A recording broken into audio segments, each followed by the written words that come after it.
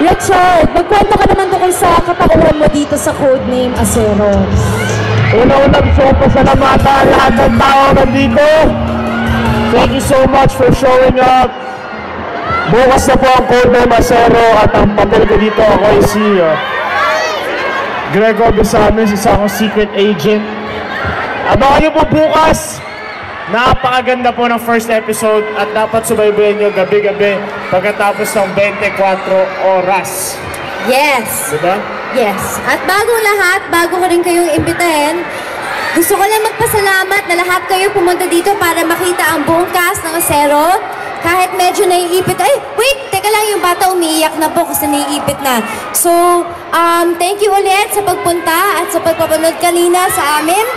Bukas na po ang Codename Acero pagkatapos ng 24 oras at para makita nyo kung paano naganap ang mga eksena, manood po kayo ng aming The Making Manila to Dubai Journey at mamayang gabi po yan 10:30 PM. Pag uwi po ninyo ngayon, mag-relax kayo sandali tapos buksan nyo yung TV, panoorin nyo yung The Making ng Codename Acero at malalaman nyo lahat ng detalye kung anong hirap ang pinagdaanan namin para magawa itong show na to para sa inyo. So, Heart, ano naman ang mga katangian ni Emily San Juan na magpapatibok sa puso ni Greco? Nako. Si Emily San Juan, una sa lahat, napakasipag niyan sa trabaho. Nagtatrabaho siya sa Dubai at biglang makikilala niya itong napakagwapong Greco. Nababago ng kanyang buhay at madaming mga mayayari pagkatapos nung kailangan po niyo panoorin talaga. Di ba?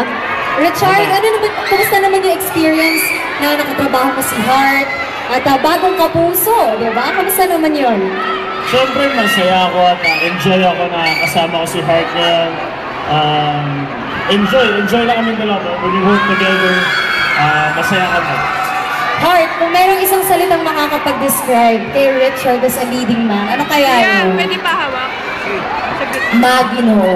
What? Maginoo. Maginoo Pero napakabait. Maginoo. So thank you so much, Heart Evangelista and Richard Gutierrez! Salamat sa inyo lahat. Pero meron tayong tatawagin na winners ng isang art contest ng mga kamandag. Bago kayo magpaalam, ay tawagin muna natin ang mga nagwagi. Ay, Sa gitna, dito kayo sa gitna. Anong dyan ang gawa mo? Ito ulit drawing nga? Teka lang. Anong pangalan mo? Hindi yung tatay Shane po. mo, Shane, indong ka na. 12 po. Manonood ka ba ng Codename Acero? Opo. Yeah, thank you. Congratulations. Ganda rin po, Ikaw, ha? ano pangalan mo? Wesley po. Ilan taon ka na? 12. At ikaw ba, manonood ka din ng Codename Acero? Opo. Okay, well, congratulations sa inyong dalawa.